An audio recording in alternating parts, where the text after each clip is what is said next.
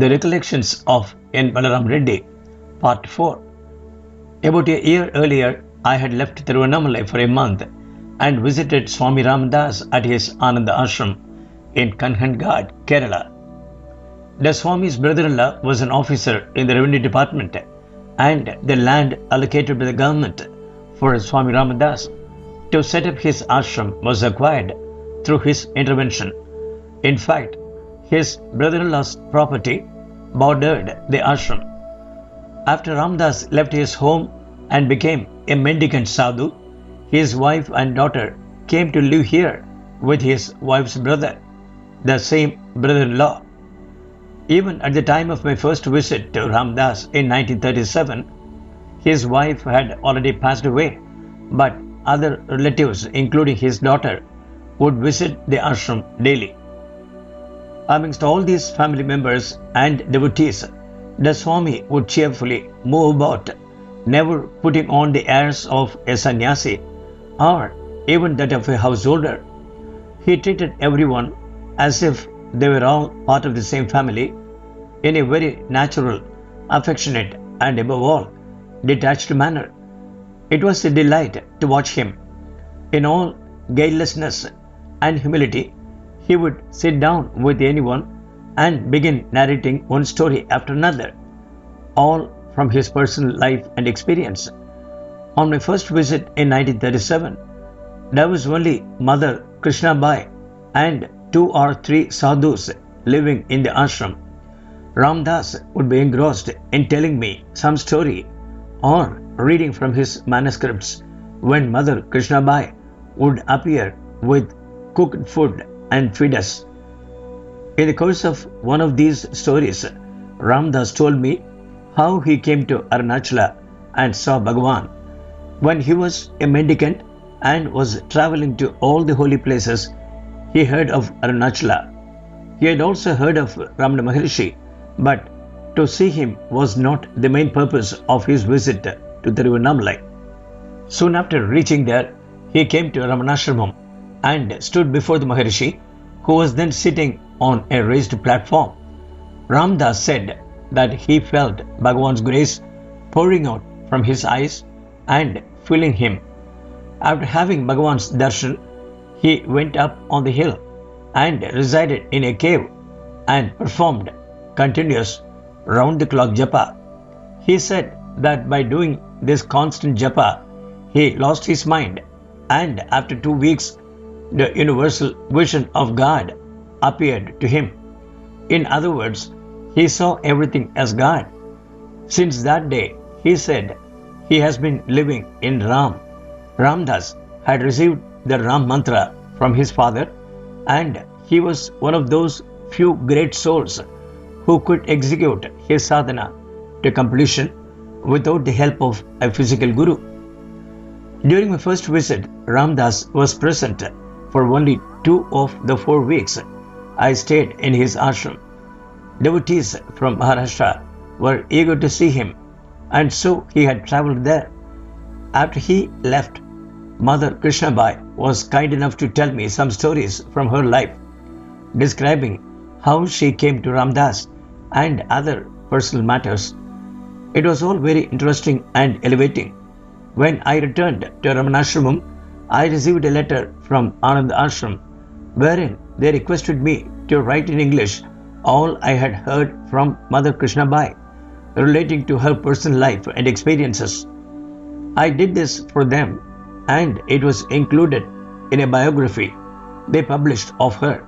Also, when I was in Ananda Ashram in 1937, I had written to my family in Andhra to send a certain quantity of rice to this ashram for their use. Later, when I returned to Ramanasramam, a letter arrived from Swami Ramdas in which he wrote they had received their rice and that it was much superior to the scented rice they were presently using. I showed the letter to Bhagavan. Not long after that, when I was alone with Bhagavan, he asked me about Swami Ramdas. He wanted to know his daily schedule and in particular what he did in the mornings. It was unusual for Bhagavan to inquire about others in this manner. I then told him that someone had suggested to Ramdas that he should daily practice a certain pranayama exercise as it would be good for his health. It simply involved inhaling slowly and deeply and exhaling slowly without any breath retention. He was doing this for 1 hour every morning. I also told Bhagavan other matters concerning his daily routine. When I visited Swami Ramdas on my return from North India in 1938, I only stayed a few days. Upon leaving, Mother Krishnabai gave me some food items to offer to Bhagavan. The practice of sending certain food items to Ramanasramam from Ananda Ashram became an established tradition which continues to this day. For Bhagavan's Jayanti celebration, Krishnabai would send a large quantity of dried banana chips and kanji. Even after his passing, these generous offerings continue, not only for Jayanti, but at other times as well. It was near the end of May in 1938 when I returned to Ramanasramam from North India. When my bus was approaching the ashram on the Chengam road, I asked the driver to stop and let me off near Parakuttu, just west of the ashram. S.S. Cohen occupied a small cottage there, and during my previous stay in Tiruvannamalai, he often requested me to come and live with him in Parakuttu. I decided to take him up on the offer. Leaving my luggage in his room, I walked over to the ashram, entered the old hall, prostrated before the Maharishi, and sat down until 11 a.m., which was the dinner time. I then returned to Cohen's cottage to eat. I didn't realize at the time that devotees just arriving there after a long absence were usually requested to take their first meal with Bhagavan, even though, as in my case, they may be living outside the ashram. When Bhagavan came to Parakuttu on his walk after lunch, his attendant stopped and told me that Bhagavan, not seeing me in the dining hall, had inquired as to my whereabouts. The attendant stayed and talked to us as Bhagavan continued on alone. I was very touched by the Maharishi's solicitude. I met him as he was returning from his walk and told him about my North Indian trip. I began narrating my visit to Krishna Prem and told Bhagavan how keen he was to hear all about him and Ramanasramam. It was then the month of May, the hottest time of the year. I explained to Bhagavan how delightfully pleasant and cool the climate of Almora was, especially compared to the present weather in Tiruvannamalai. Bhagavan said, "The real coolness is within. If we have that coolness, it will be cool wherever we go. Similarly, if you want to protect your feet from the rough ground, you don't try to cover the earth with a piece of leather. You simply put leather shoes on your own feet and the job is done." Mauna. One night, not too long after moving in with S.S. Cohen at Parakuttu, sometime after 9 p.m., I had an urge to go on pradakshina around Arunachala. I was then staying on the veranda of his cottage near the outside door, which enabled me to come and go without disturbing him. He probably didn't know I went out that night. I was slowly walking around the hill when I came near the Kanji road. This is just halfway around the hill and near what is now called Sri Bhagavan's Bridge, named because Bhagavan would often stop there and rest on it. I was looking at the holy mountain, surcharged with peace and silence, when a strong feeling arose from within to take a vow of mauna, silence. On the spot, I resolved to stop speaking to anyone except those occasional exchanges I may have with Bhagavan. In the morning, when Cohen met me, he began talking to me in his usual way. He soon discovered I was not responding. I wrote on a piece of paper about my decision to observe Mona, which took him by surprise. It was not long before everyone in the ashram knew. Swami Vishwanathan was at that time translating Swami Ramdas' book In the Vision of God into Tamil. He was corresponding regularly with Ananda Ashram, and in the course of his correspondence, he had written about my observing Mauna. Soon after this, he received a letter from Ramdas, wherein the Swami wrote, "Balaram Reddy is observing Mauna. That is very good. He is a pure soul." A day or so after this letter arrived, I was entering the ashram one afternoon at about 5 p.m. by way of the stairs on the north side. One has to ascend a few steps and then descend a similar number of steps, which takes you down to the ashram level.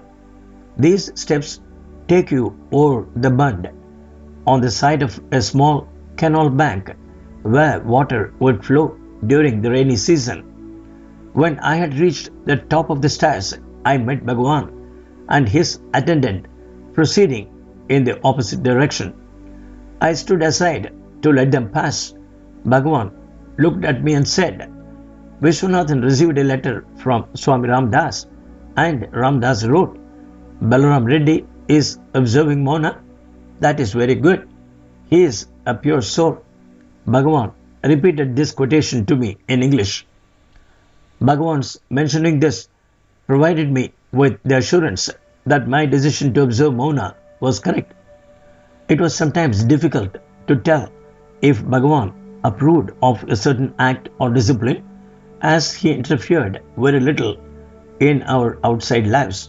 But if we kept alert, he would somehow let us know in one way or another, often in a subtle manner, that what we were doing was correct or incorrect. Once Major Chadwick decided that he too would observe Mauna, but Bhagavan made it clear to him that it wasn't necessary or advantageous in his case. I continued observing silence from June 1938 to September 1939, when something Bhagavan said induced me to end it. In September of 1939, I was sitting near the end of Bhagavan's couch, where his feet rested. There wasn't a fence around the couch in those days, and we could easily sit close to him. It was about 7 p.m. when I opened my eyes from meditation and saw sitting before me T.L. Vaswani and his nephew J.P. Vaswani. T.L. Vaswani recognized me, and I joined my palms and saluted him in greeting. As I was still observing Mauna, I didn't say anything to him. The dinner bell rang. Everyone got up and left, and I returned to my residence. After breakfast the next morning, I told Bhagavan the identity of our guests and inquired about where they had gone. T.L. Vaswani was renowned all over India, but like many famous people, back then, very few could recognize him by sight. I was surprised to hear from Bhagavan that he and his nephew had already departed. I was disappointed that I had no chance to communicate with them or inform anyone who they were before they left. When I had expressed all this to Bhagavan, he told me that I could have said something to him on the previous evening. Bhagavan's mentioning that I could have said something gave me an indication that my silence was now not necessary in his view, and I should end it, which I did. I later wrote to T.L. Vaswani and expressed my disappointment at his early departure from the ashram, and explained how I had been then observing Mauna. I also related to him my conversation with Bhagavan after his departure, and how it resulted in my abandoning a vow of silence. He wrote back praising Bhagavan, expressing how blessed I was to be sitting at the feet of a sage like the Maharishi. In this same year, 1939, I occupied another hut near Cohen's in Parakottu. This hut consisted of two small rooms, about 6 feet by 8 feet each. I stayed in one of these and Swami Pancha. I stayed in one of these and Swami Prajnananda, a Westerner, was using the other. One night before I returned from the ashram, someone broke the lock on the door and made off with my suitcase and some other things. The next day, I searched in the nearby woods and found the suitcase, which contained mostly books. The books were scattered around near the suitcase. I collected them and returned to my room. A short time later, there was another robbery. Someone pounded a hole in the mud wall near the window frame. At this exact place, I kept some money in a jar. Somebody must have seen me taking money from there and got the idea of stealing it. The next day, when Bhagavan came to Parakottu on his walk, I told him about the theft. He looked over the scene and explained to others how some of these local people keep an eye open for such opportunities and how they must have seen me take money from the jar and decided to pound a hole in the wall to get at it. He then told me that I should not keep anything in this place that would be desired by others. I therefore shifted my belongings to town and gradually moved back there myself. My father's death. Not long after I ceased my Mauna, I received a letter from my mother asking me to come home for a visit, since she had not seen me for a long time and was missing me. I returned home, and just 4 days after my return, on 10th of November 1939, my father unexpectedly collapsed with a heart attack and died. It was about 9 p.m. on the night of Deepavali when someone came running to my garden cottage and told me to come immediately to the main house. By the time I arrived at the house, it was all over. My father had expired. It seems he took his evening meal as usual and was relaxing when he experienced a sharp pain in his chest. As he lay there suffering, he told my brother and mother that he felt his prana, life force, leaving his body. He first described to them how it was leaving his lower extremities and was slowly working its way upwards. When it had reached his chest, he said he would now die and gave instructions as to where his body should be buried. All this happened within half an hour. I wrote to the ashram and informed them of my father's demise. Vishwanathan later told me that Bhagavan read the letter and commented to those around him that it was all over in half an hour. 2 years earlier, my father had come to Sri Ramanasramam and had Bhagavan's darshan. The fact that I was able to return home just a few days before my father's end and many other such incidents in my life instilled in me faith in the guiding presence of the Maharishi. I also felt assured that surrendering to him as my Guru and Master was the best decision I had ever made. Soon after my father's demise, I left my village and returned to the ashram to attend Bhagavan's 60th birthday celebration, which fell on 27th of December 1939. In our Indian tradition, the 60th birthday is considered an important event in one's life. It is called Sashti Purti, and many devotees attended the occasion. To be continued.